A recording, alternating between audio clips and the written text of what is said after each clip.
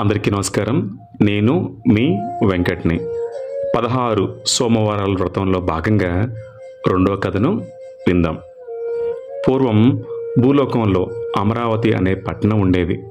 ఆ పట్టణాన్ని కమలాక్షుడు అనే వీరశైవుడు పరిపాలిస్తూ ఉండేవారు. అతని మంత్రి సుబుద్ధి, పేరుకు తగినట్లుగానే చక్కని సలహాలు సంప్రదింపులు చేసే మంత్రి. అతని సాయంతో కమలాక్షుడు నిరంతరం ప్రజాహితాన్ని చేసుకుంటూ పరిపాలన చేస్తుండేవారు. అతని పాలనలో ప్రజలు చాలా ఆనందంగా కాలం గడిపేవారు. సమస్త గుణాలు సంపదలు ఉన్న ఆ రాజుకి చాలా కాలం వరకు సంతానం కలగలేదు. ఆ దిగులుతో ఉన్న రాజుకి ముసలితనం వచ్చిన తరువాత ఒక కుమార్తె కలిగింది. ఆ బాలిక రోజురోజుకి చక్కగా పెరుగుతూ సమస్త విద్యలను అభ్యసించింది. యవనవతి అయిన ఆమెను చూసి ఆమె సౌందర్యానికి ముగ్ధులైన రాకుమారులందరూ ఆమెను వివాహం చేసుకోవాలి అని ఉత్సాహపడుతుండేవారు. ఆమె తండ్రి కూడా యుక్త వయస్సులైన తన కుమార్తెకు వివాహం చేయాలి అని నిశ్చయించుకున్నారు. వెంటనే రాకుమారులందరికీ ఆహ్వానాలు పంపిస్తూ కుమార్తెకు స్వయంవరాన్ని ప్రకటించారు. ఆ అమరావతి పట్టణంలోనే శివమూర్తి అనేవారు ఉండేవారు. అతడు వీరశైవుడే. అతను కూడా సమస్త విద్యలను అభ్యసించిన గొప్ప విద్వాంసుడే. కానీ ధనం లేని కారణంగా నిరుపేద జీవితాన్ని గడుపుతూ ఉండేవారు. ఎంతటి విద్వాంసుడైనా ధనవంతుడు కాకపోవటంతో అతడికి పిల్లనివ్వటానికి ఆడపిల్లల తల్లిదండ్రులు ముందుకు వచ్చేవారు కాదు. అప్పుడతను తన తల్లి దగ్గరకు వచ్చి, అమ్మ, నేను సన్యాసి ఆశ్రమాన్ని స్వీకరించి దేశాటన చేయాలనుకుంటున్నాను.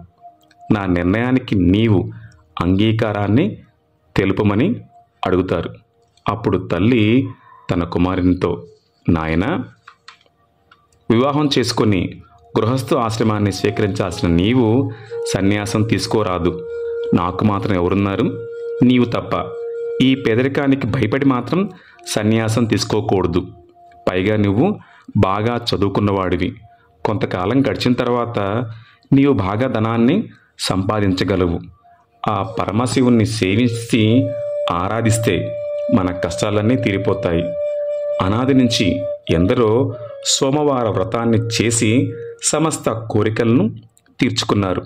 కనుక నీవు కూడా ఈ సోమవార వ్రతాన్ని చేస్తే ఆ పరమేశ్వరుడి అనుగ్రహాన్ని పొందుతావు. మన కష్టాలన్నీ పటాపంచులవుతాయి. నీవు ధనవంతుడై గృహస్థ జీవితాన్ని గడపగలుగుతావు అని చెప్పింది. తల్లి చెప్పిందంతా విన్న శివమూర్తి నిరుత్సాహంతో, అమ్మ, మనం అత్యంత నిరుపేదలం. రోజుకి ఒక పూట భోజనం చేయటమే మనకు చాలా కష్టంగా ఉంది. మరి వ్రతాన్ని చేసుకోవడానికి కావలసిన వస్తువులన్నీ అన్నిటినీ నేను ఎలా సంపాదించుకోగలను అన్నాడు. అప్పుడు శివమూర్తి తల్లి అతనితో, కుమారా, ఈరోజు మన మహారాజు గారి కుమార్తెకు స్వయంవరం ప్రకటించారు. నీవు ఆ సభకు వెళ్ళినట్లయితే ఎంతో కొంత ధనాన్ని దక్షిణగా పొందగలవు. ఆ ధనంతో వ్రతానికి కావలసిన సామాగ్రిని తెచ్చుకోగలవు అని సలహా ఇచ్చారు. తల్లి చెప్పిన మాట వినగానే శివమూర్తి మనసులో కోరిక బయటకు వచ్చింది. ఎలాగైనా సరే తన కష్టాలను తీర్చగల శక్తివంతమైన సోమవార వ్రతాన్ని చెయ్యాలి అని నిర్ణయించుకున్నారు. వెంటనే తల్లితో, అమ్మ, నేను నీవు చెప్పినట్లే చేస్తాను అని చెప్పారు. పరమేశ్వరుని ధ్యానం చేసి స్వయంవర సమయానికి రాజసభకు వెళ్ళారు. ఆ సభకి దక్షిణ కోసం వచ్చిన బ్రాహ్మణుల దగ్గరికి వెళ్ళి కూర్చున్నారు. ఆ సభకి అనేక దేశాల నుంచి వచ్చిన రాకుమారులంతా వాళ్ల కోసం ఏర్పాటు చేసిన ఆసనాల మీద కూర్చుని రాకుమారి ఎప్పుడు సభలోకి వస్తుందా అని ఎదురు చూస్తున్నారు. ఇంతలో చీకటిని చీల్చుకుంటూ వెలుగులను వెదజల్లే వెన్నెలవలే సమస్త అలంకారములను అలంకరించుకొని సర్వాంగ సుందరి అనే రాకుమార్తె స్వయంవర భవనానికి వచ్చింది. రాకుమారులంతా ఆమెను చూసి ఎవరికి వాళ్లే ఆమె తన్నే వరుస్తుంది అనుకుంటూ ఉత్సాహంగా ఊహించుకుంటూ ఉన్నారు. కమలాక్ష మహారాజు యొక్క ఆజ్ఞ ప్రకారం రాకుమార్తె చెలికత్తె ఆమెకు ఆ సభకు విచ్చేసిన క్షత్రియవీరులను పరిచయం చేస్తూ ఉంది. కానీ రాకుమారి దక్షిణ కోసం వచ్చిన బ్రాహ్మణుల సమీపాన కూర్చున్న విభూతి రేఖలు ధరించిన రుద్రాక్షమాలను ధరించి సాక్షాత్తు పరమేశ్వరులా ప్రకాశిస్తూ శివమూర్తిని చూసి అతనిని ప్రేమించి అతడినే తన వరునిగా భావించి నిశ్చయించుకొని అతని మెడలోనే స్వయంవర పూలమాల వేసింది. వెంటనే సిగ్గుతో తల వంచుకొని నిలబడిపోయింది రాజ్యసభలో. అది చూసి అక్కడున్న రాకుమారులంతా బొమ్మవలే అయిపోయారు. చివరికి చేసేదేమీ లేదు కదా అనుకుంటూ తిరిగి వెళ్ళిపోయారు. శివమూర్తి మహారాజు గారి అనుమతి తీసుకొని పరుగున తల్లి దగ్గరకు వెళ్ళారు. సభలో జరిగిన సన్నివేశాన్ని తల్లికి వివరించారు. ఆమె చాలా సంతోషంగా, నాయన కుమార, సోమవార వ్రతం చేయాలి అని సంకల్పం చేసుకున్నంత మాత్రాంచెంతనే నీ కోరిక తీరిపోయింది. కనుక ఈ వ్రతాన్ని ఆచరించినట్లయితే నీకు ఆ పరమేశ్వరుని అనుగ్రహం తప్పక లభిస్తుంది అని కుమారుణ్ణి ఆశీర్వదించింది. కమలాక్ష మహారాజు శివమూర్తికి తన కుమార్తెతో పాటుగా రాజ్యలక్ష్మిని కూడా ఇచ్చి చూడముచ్చటగా మహావైభవంగా వివాహం జరిపించాడు. తరువాత తమ కష్టాలను తొలగించి సమస్త సంపదలను ప్రసాదించిన ఆ పరమేశ్వరునికి సంబంధించిన సోమవార వ్రతాన్ని తన ఇంట్లోనే చేయటం మొదలుపెట్టాడు శివమూర్తి. 16 సోమవారాలను పూర్తి చేశాడు. 17వ సోమవారం నాడు శివప్రసాదం తయారు చేసుకోవటానికి కావలసిన గోధుమ పిండి, బెల్లం, నెయ్యి, తేనె మొదలైన పదార్థాలను పంపమని శివమూర్తి రాకుమార్తెకు కబురు చేశాడు. రాకుమార్తె నా భర్త సామాన్యుడి వలె తను కోరుకున్న వస్తువులను ఇవ్వటానికి ఆశ్చర్యపోయింది. అతడు తన పూర్వస్థితిని ఇంకా వదిలిపెట్టలేదు కాబోలు అని నవ్వుకుని తన చేతిలో ఉన్న విలువైన వజ్రాలను, వైడూర్యాలను, ఇతర మణులను, బంగారం, వెండి మొదలైన అన్నిటినీ కూడా భర్తకు పంపింది. వాటితో పాటు రాకుమార్తె కూడా వెంట వచ్చింది. తన ఇంటి ముందు నిలబడి ఉన్న రాకుమారిని చూసి శివమూర్తి ఆశ్చర్యంతో అట్లాగే చూస్తూ ఉండిపోయాడు. రాకుమార్తె తన మనసులోని అభిప్రాయాన్ని భర్తకు తెలియజేసింది. రాకుమారి చెప్పిందంతా విన్న శివమూర్తి చాలా నిరుత్సాహపడి ఆమెతో, దుష్టూరారా, ఈ సంపదతో మన వివాహానికి కారణమైన సోమవార వ్రతాన్ని భంగం చేశావు. కనుక నీ ముఖం నాకు చూపించుకు అంటూ ఆమెకు అరణ్యవాసాన్ని శిక్షగా విధించి తాను వెళ్ళిపోయాడు. ఆ తరువాత రాకుమార్తె భర్త ఆజ్ఞ ప్రకారం రాజమందిరాన్ని విడిచిపెట్టి అడవులకు వెళ్ళిపోయింది.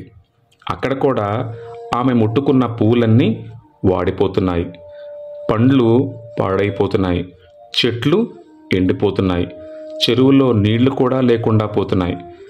ఆమె ఆకలి దప్పికలతో చాలా నీరసించి పడిపోయింది. భర్త మనసు తెలుసుకోలేక అతడిని బాధపెట్టి ధనగర్వంతో ఉన్న నాకు తగిన శిక్ష పడింది అని బాధపడింది. సోమవార వ్రతానికి భంగం కలిగించడం వల్లనే తనకు ఇటువంటి పరిస్థితి వచ్చింది అని దిక్కులు పగిలేలా ఏడ్చింది. ఆ సమయానికి సమిధలు ఏరుకోవటం కోసం ఆ ప్రాంతానికి ఒక ముని వచ్చారు.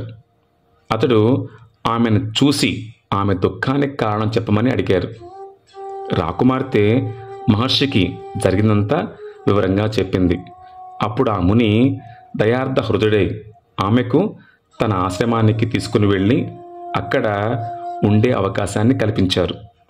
తపో దృష్టితో జరిగిందంతా తెలుసుకున్నారు. ఆ రాకుమార్తె సోమవార వ్రతాన్ని భంగం చేసింది. ఆ పాప ఫలితంగానే ఆమెకు ఈ కష్టం వచ్చింది అని నిర్ణయించారు.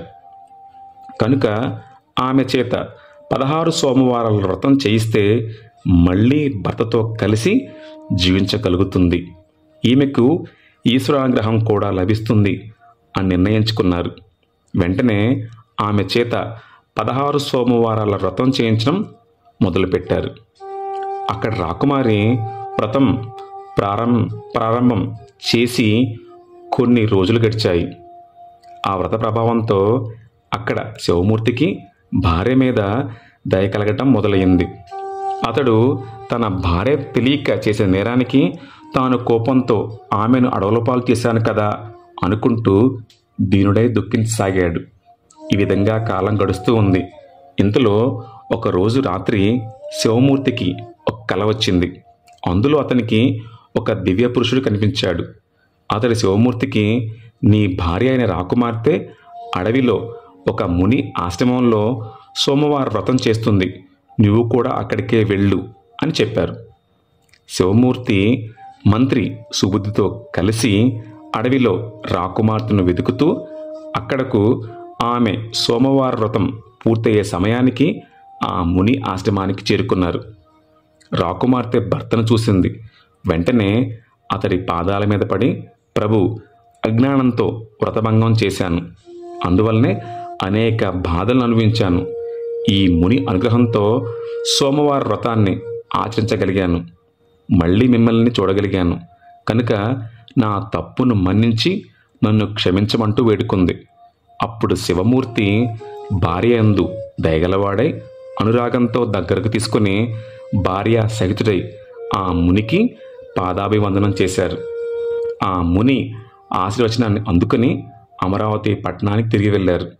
అక్కడ మళ్ళీ 16 సోమవారాల వ్రతాన్ని ఆచరించారు. ఆ వ్రత ఫలితంగా సుఖంగా కాలం గడపసాగారు. ఈ ప్రకారం పరమేశ్వరుడు జగన్మాత పార్వతికి శివమూర్తి కథను చెప్పారు. ఈ వ్రత ప్రభావం ఎంతో గొప్పది. ఈ వ్రతం యొక్క గొప్పతనాన్ని, మహిమను తెలియజేసే మరి ఒక కథను చెప్పమని అడిగింది ఆ పరమేశ్వరి. అప్పుడు పరమేశ్వరుడు ఈ విధంగా చెప్పడం మొదలుపెట్టాడు. ద్వితీయ కథ పరిసమాప్తం, తృతీయ కథ ఆరంభం. శంభో శంకర, హర హర హర హర మహాదేవ.